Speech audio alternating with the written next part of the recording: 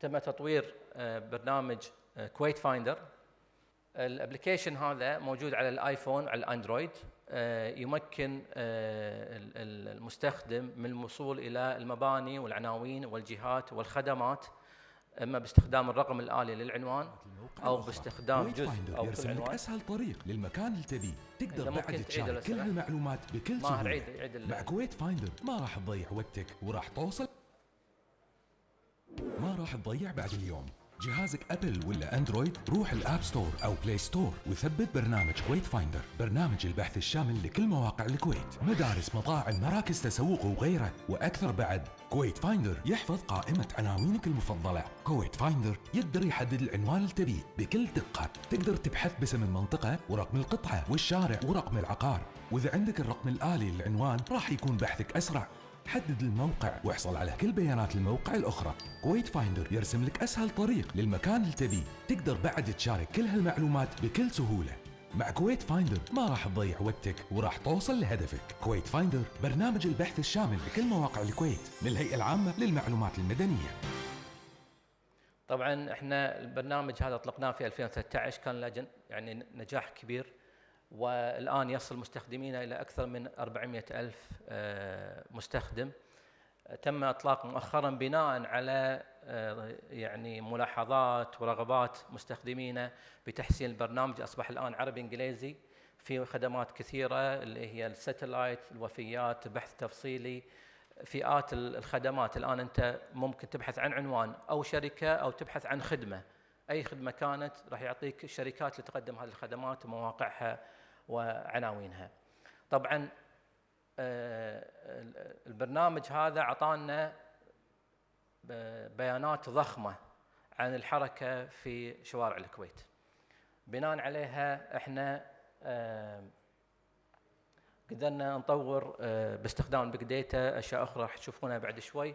لكن في مجال الجي اي اس الهيئة تعتبر رائدة في تطوير خريطة الأساس لدولة الكويت وتقديمها لجميع الجهات والقطاع الخاص والعام.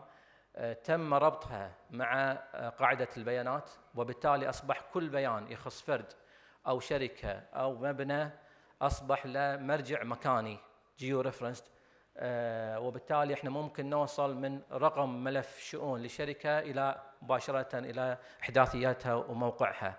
فأصبح كل معلومة عندنا في الداتابيس لها مرجع جغرافي.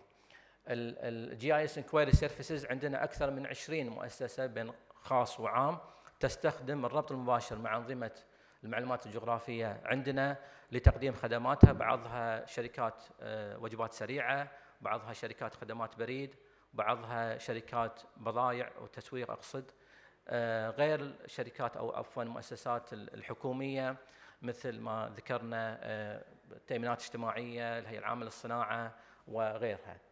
كذلك الهيئة تعتبر حاضن لكل من ليس لديه بنية تحتية للجي اي اس. الهيئة قاعد تحتضنه وتحول خرائطه إلى جي اي اس وتعطي الخدمات اللي يقدر هو ينطلق من خلالها. طبعا من خلال كم المعلومات اللي تكون عندنا فقط خلال 5 شهور عندنا 1 بليون ريكورد ترافيك لوج. استخدمت هذه البيانات وباستخدام البيج داتا تولز على اساس ان احنا نظهر خطوط الزحمه في دوله الكويت. اهميه الموضوع هذا طبعا هذا راح تشوفونه يعني قريبا بالاصدار الجديد على الكويت فايندر. اهميه الموضوع هذا كبيره جدا. واحد ممكن يقول انا موجوده عندي بجوجل ما احتاجها، لا، موجوده عندك تشوفها على الابلكيشن، بس ما تقدر تربطها مع قواعدك انت كدوله، ولا تقدر تسخرها وتقدمها للجهات الحكوميه. الان اصبحت بيدنا هذه المعلومه، احنا قادرين ان احنا نستفيد منها من خلال الابلكيشن، والاكثر من هذا وراح نشوف بعد شوي كيف ان هذه المعلومات تربطها مع قواعد بيانات مع انماط الحركه داخل الدوله، وتبتدي تحلل المشاكل المروريه، تبتدي حتى يعني تتنبأ بأي مشاريع توسعية إن كانت جسور ولا غيرها. أنت تقدر كذلك يعني تحلل احتياجك للمدارس اعدادها بالنسبه حق السكان، بالنسبه حق الحركه، المستشفيات، اثر اي مشروع جديد. مثلا مستشفى جابر الان راح ينبني، شنو اثره؟ شنو الحركه الان وشنو راح يصير حسب تنبؤاتنا باستخدام بريدكتيف يعني تولز. ممكن انت بسهوله تحلل اي مشكله لها علاقه في تنقل الافراد. المحور الاخير اللي هو الاستراتيجيك بلاننج. الهيئه لها طبعا باع كبير في دعم اتخاذ القرار من خلال الاحصائيات منذ تاسيسها. عندنا بيانات الان معروضه الكترونيا من سنه 90، سلسله زمنيه متكامله لجميع البيانات التفصيليه من سنه 90 الى 2015 اخر اصدار لنا معلن. النمو السكاني بتفاصيله موجوده على موقع الهيئه لدعم اتخاذ اي قرار. الأكثر من هذا، احنا سوينا دراسة عرضناها في المؤتمر على مستوى الشرق الأوسط وأفريقيا في أبو ظبي. تم عرض التجربة هذه بتحليل أنماط حركة الطلبة والعاملين في المدارس من أماكن سكنهم إلى أماكن مدارسهم. الموديل هذا تم استخدامه لأول مرة في ما بقول انا يعني في الريجن لا ولا بالميدل ايست، ممكن تكون اكثر من كذي، لان من بعد عرضها عرضت في عده مؤتمرات بالخارج. لو شفنا الرؤيه السريعه بالفيديو هذا او للعرض هذا يبين لك انه في تنقل كبير بين حولي والسالميه للطلبه او للمدرسين. هني انت تبتدي تحلل، عندنا كل البيانات، عندنا اسماء المدارس، عندنا الافراد نفسهم، نقدر نقول هم تنقلوا بسبه نوع المدرسة، مرحلة المدرسة، تخصص المدرسة، أو إنه بسبة قلة السكن الموجود في حولي عشان شيء وسكن بالسالمية، أو بسبة جنسيته. فكل هذا ممكن إنه يحلل ويفرز ويعطى لأصحاب القرار. هني قاعد نشوف التنقل إلى السالمية، ونلاحظ إن عندنا سلوى والجابرية وحولي في علاقة كبيرة بينهم في خلق الازدحام داخل السالمية. برؤية سريعة كذي أنت قدرت تقول إن في مشكلة عندك، شلون تقدر تحلها، وتقدر من بعدها تدخل فيرتيكالي يعني تحليل هذه المشكلة. طبعا هذا التحليل على مستوى الكويت كله، احنا بس يعني أعطيناكم نبذة قصيرة. الهيئة العامة للمعلومات المدنية ترجو أن تكون يعني إيد في دعم جميع الجهات في القطاع الخاص والعام وصولا إلى سمارت كويت. نشكركم على حسن استماعكم.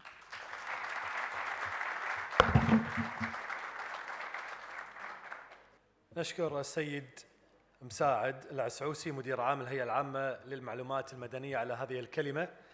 أما الآن فليتفضل السيد نصر البيكاوي ويرافقه السيد فهد الرجدان لتكريم الداعمين والمشاركين في هذا المؤتمر.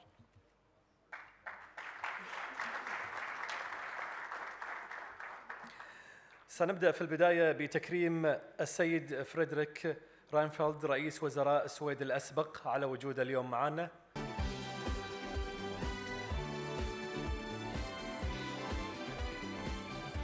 المهندس أحمد المنفوحي مدير عام بلدية الكويت. السيد مساعد العسعوسي مدير عام الهيئة العامة للمعلومات المدنية.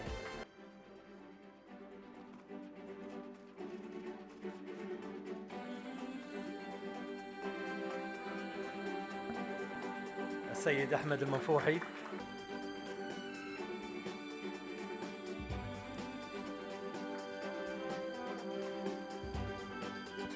السيد سامر صابر المدير الإقليمي في الكويت.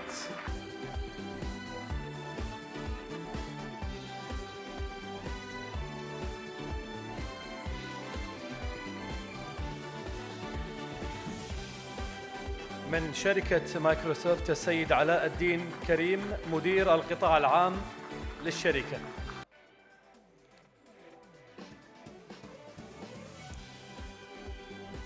المهندس عمر عباس مدير قطاع الأراضي والممتلكات.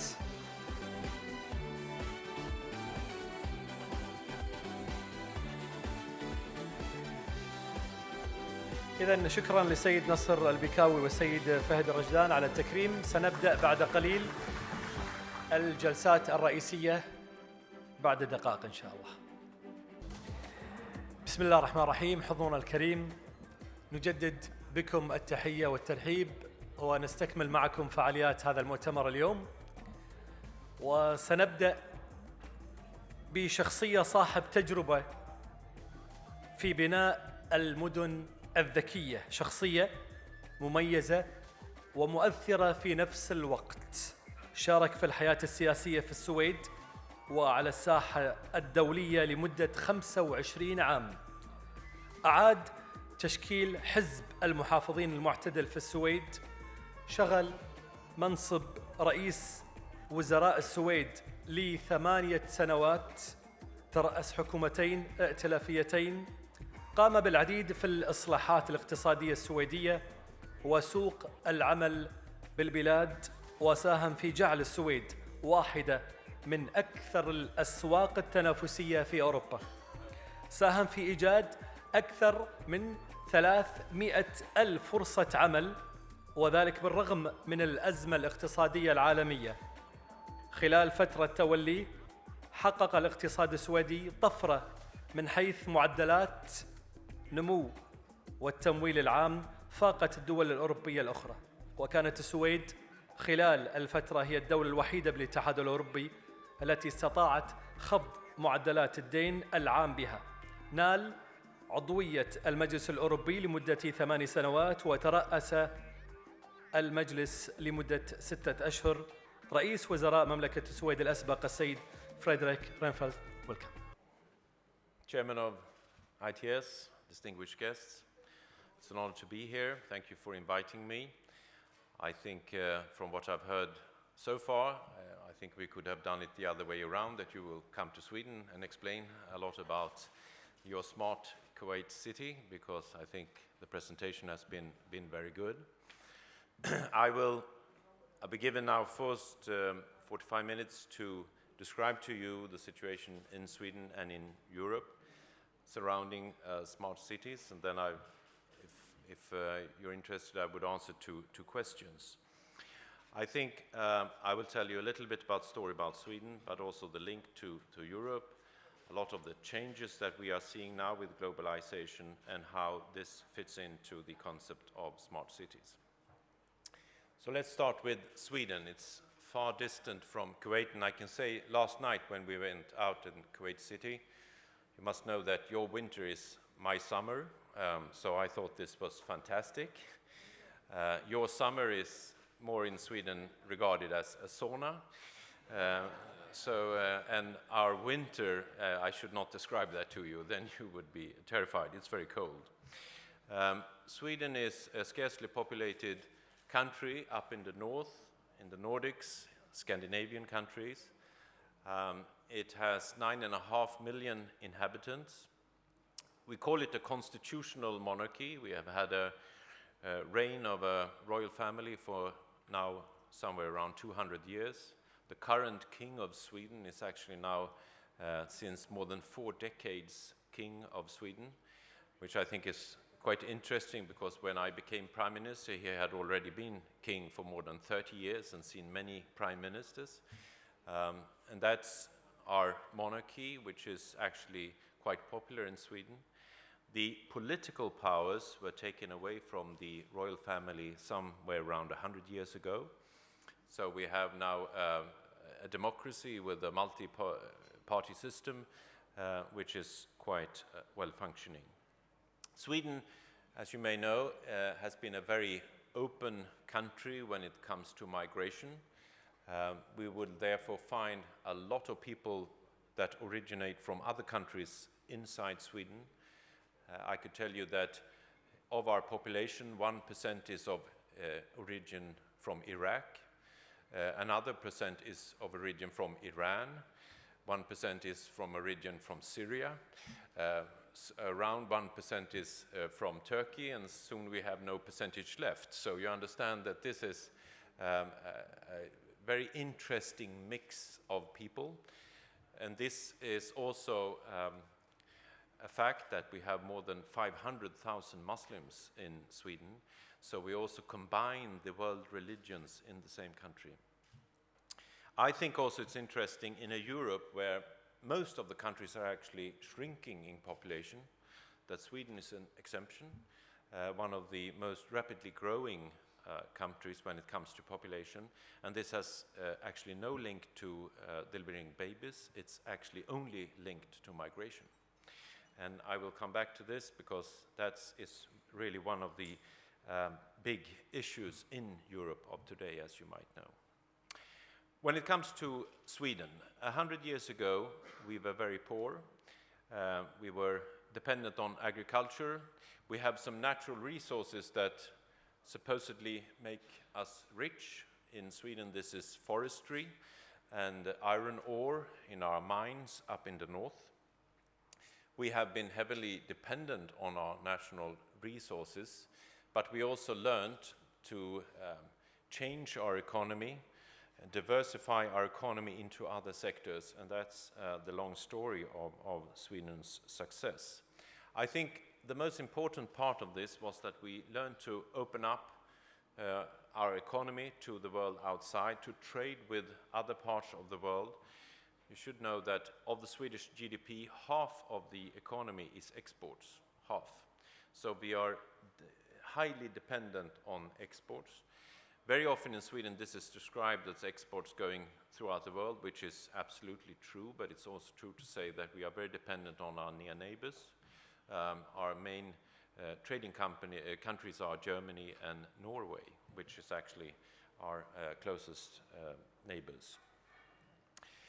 Now in our time, we have seen a rapid change in our labor market, where it's foreseen that a lot of the jobs that we have had is going to change or even dramatically disappear. This has already happened now for a long time of years, and the first reaction to this, I remember myself, in the 70s we had an industrial crisis. We used to build big ships, and we had also a textile industry, and we saw that the competition coming in from other parts of the world, mainly rising Asia, actually took these jobs away and the companies disappeared. The first reaction was to try to save the jobs that we used to have. So give subsidies, try to protect the jobs as if they were always there to be. But we understood after a while that no, this is a structural change that will not bring us back to where we were, and we must ask ourselves much more, what could we become rather than what we have been? So we dropped the focus on trying to save jobs as they were and trying to understand how to invest in what was creating new jobs. I'm mentioning this because this was true in the 70s. I would say it's even more true now. We have tried to analyze our Swedish labor market, and it said that somewhere around half of the jobs we are having today in the labor market will be gone totally or totally altered, changed in 20 years. 20 years. That is not such a long time if you compare the lifespan of most people.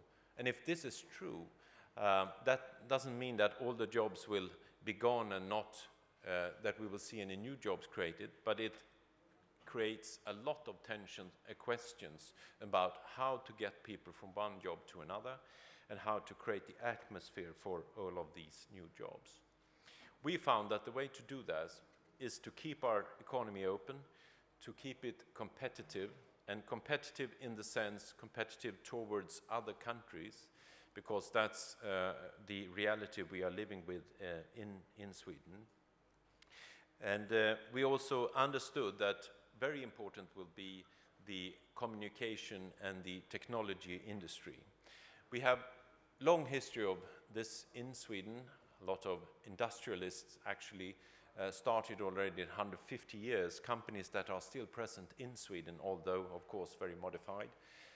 When we understood in the early 1990s that this will be very much now of the future. So our government took the decision to deregulate the markets and to say that we will open up these markets for competition, both inside Sweden and also for companies and investors coming from other parts. We were very fortunate to have one of the most impressive companies in Sweden, which has been very important for our country, the name Ericsson might ring a bell. They're also here present today, actually, and also present here in Kuwait. That is one of Sweden's largest company, and they were at the forefront of this change in the technology market. But I think the more important thing was to say that we opened up and deregulated, because a lot of the ideas, a lot of the investments were actually not coming originally from Sweden, but from other parts. This was done at the time where also other countries did the same, and therefore we also got interest of investing out of Sweden into other countries. I think this has been very important for us. I must describe that when I meet an entrepreneur in Sweden, someone who wants to start a business, we are trying to, of course, get very high on the value chain. Everyone wants to be there, but okay, that is how you could actually get good revenues and pay good salaries. But what you will find if you don't have a big population is that if you want to be high up on the value chain, you will very soon find that the own national market is very small. If you actually sell goods that are quite expensive, well, the market will soon have filled in the nation state, and very often or very quickly entrepreneurs in Sweden therefore need to go on export. And that's what they tell us. It's a very quick story. If I start a company very quickly, I need to come out into other markets. Otherwise, this company will not grow. I think this is an explanation why also Europe, because if you look at Europe as a continent, this is the challenge of many countries. The problem, you could say, or the interesting thing with Europe is that it's a continent with very many different countries, and very many of these countries are small. So there are small markets in themselves, and to be able to integrate and create new jobs, they need to trade with each other. That moves us over to what we are trying to achieve with the European Union. European Union now consists of 28 of the European countries. There are more than 40 in total, and a lot of the others outside want to come into the European Union, but the thresholds are quite high. And I would also say that a lot of the incumbent member states do not want to expand European Union further, which I think is a mistake, but still. Sweden came inside the European Union in 1995, so we are quite a newcomer to the European structure in that sense. Europe, of course, is a highly problematic continent if you look at history.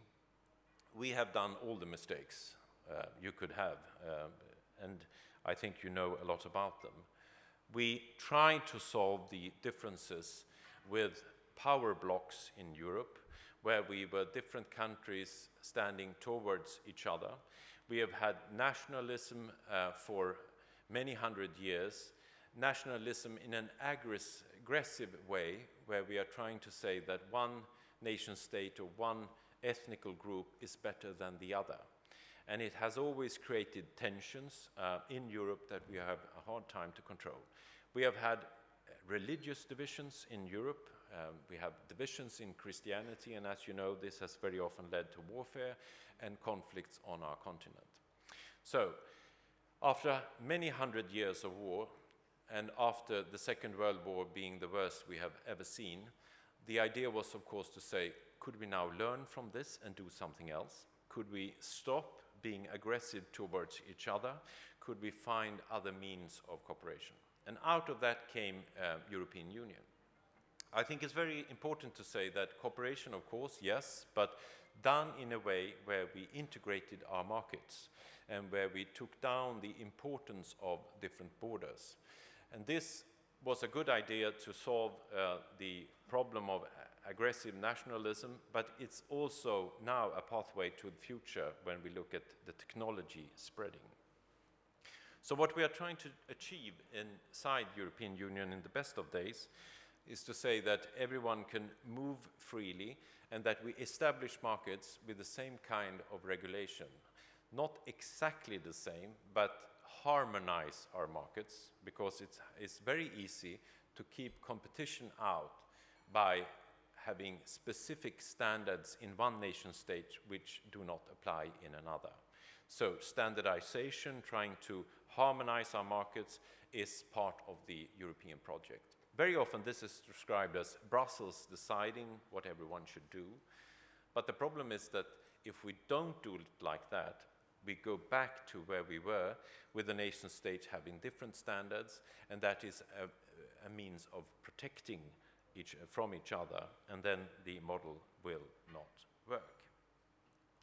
I think this has been very successful, and I must say that it's very important to say that it has been successful at a time like now, because we have a lot of tensions rising in Europe. A lot of the problems we have had for a long time is now still there and still growing. Xenophobic views, right-wing movements that are on the rise, and very worrying so in Europe.